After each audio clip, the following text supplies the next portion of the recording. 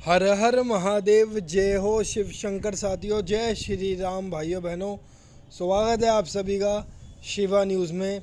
दोस्तों, आज की इस खास वीडियो के अंदर हम बात करने वाले महाराष्ट्र लोकसभा चुनाव 2024 की कि अगर आज की परिस्थिति के अंदर महाराष्ट्र में लोकसभा चुनाव हो जाते हैं तो किस पार्टी या गठबंधन को कितनी लोकसभा सीटें यहाँ से हासिल हो सकती है।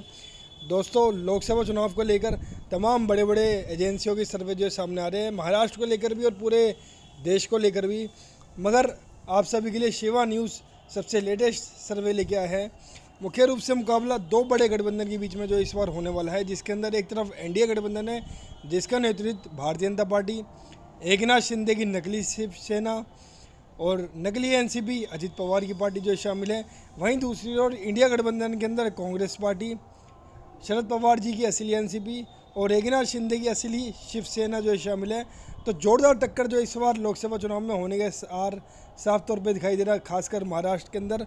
तो किस पार्टी गठबंधन को कितनी सफलता मिल सकती है, कितनी सीटें इन सबके खाते में जा सकती है, इन सब बातों के बारे में विस्तार से जानेंगे। तो जल्दी से शुरू करते हैं अपनी इस खास वीडियो को।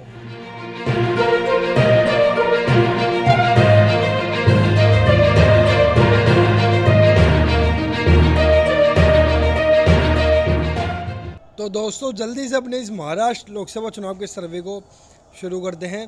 तो दोस्तों, इस सर्वे हमने पूरी महाराष्ट्र की 48 लोकसभा सीटों पर किया गया है। इसके अंदर हमने तकरीबन 2.5 करोड़ लोगों की राय पूरे महाराष्ट्र से ली गई है।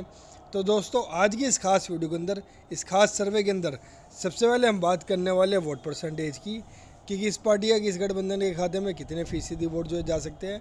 फिर बाद में हम जानेंगे सीटें। तो सबसे पहले बात करते हैं वोट परसेंटेज की।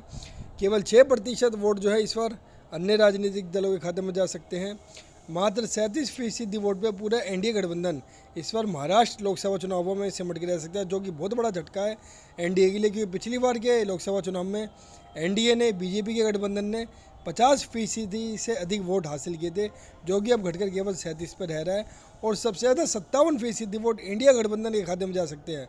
यानी कि साफ तौर पर दिखाई दे रहा है कि अगर आज की परिस्थिति के अंदर महाराष्ट्र के अंदर लोकसभा चुनाव हो जाए तो एक तरफा बढ़त वोट परसेंटेज के मामले में इंडिया गठबंधन को मिल सकती है। लगभग 20% वोटों की बहुत ही भारी और बड़ी बढ़त इंडिया ने एनडीए के ऊपर बना के रख रखी है। तो दोस्तों, ये तो बात थी वोट परसेंटेज की, जिसमें साफ तौर पे दिखाई दे रहा है कि इंडिया गठबंधन को भारी बढ़त इन आने वाले महाराष्ट्र लोकसभा चुनावों में एनडीए गठबंधन के ऊपर खास तौर पे मिल सकती है। अब बात करते हैं कि अगर इस वोट परसेंटेज को हम सीटों में कन्वर्ट करते हैं, यानी कि ट्रांसलेट करते हैं, परिवर्तित करते हैं, तो इन 48 लोकसभा सीटों में से सबसे ज़्यादा लोकसभा सीटें कौन सी पार्टी या गठबंधन जो है जीत कर हासिल कर सकता है महाराष्ट्र लोकसभा चुनाव के अंदर। अगर आज की डेट के अंदर महाराष्ट्र के अंदर लोकसभा चुनाव हो जाए तो महाराष्ट्र के अंदर अन्य दलों का खाता भी खुलता हुआ नज़र नहीं आ रहा है। केवल 8 सीट पे पूरा एनडीए गठबंधन, जिसका नेतृत्व भारतीय जनता पार्टी कर रही है, वो सिमट के रह सकता है, जो कि बहुत बड़ा झटका है एनडीए के लिए। क्योंकि पिछली बार के लोकसभा चुनाव में लगभग इन्हें 43 लोकसभा सीटें मिली थी, जो कि अब घटकर केवल 8 पर ही सिमट के रह सकती है। और सबसे ज़्यादा 40 लोकसभा सीटें जो इंडिया गठबंधन इस बार आने वाले महाराष्ट्र लोकसभा चुनाव में हासिल कर सकता है। यानी कि साफ तौर पे दिखाई दे रहा है कि अगर आज की परिस्थिति के अंदर महाराष्ट्र के अंदर लोकसभा चुनाव हो जाए तो एक तरफा लहर महाराष्ट्र के अंदर कांग्रेस पार्टी यानी कि इंडिया गठबंधन के पक्ष में चलती हुई दिखाई दे रही है। 48 में से सबसे ज़्यादा 40 लोकसभा सीटें स्वयं इंडिया गठबंधन हासिल कर सकता है। यानी कि साफ तौर पे दिखाई दे रहा है कि अगर आज की परिस्थिति के अंदर महाराष्ट्र में लोकसभा चुनाव हो जाए तो महाराष्ट्र की जनता ने अपना रुख साफ कर दिया है।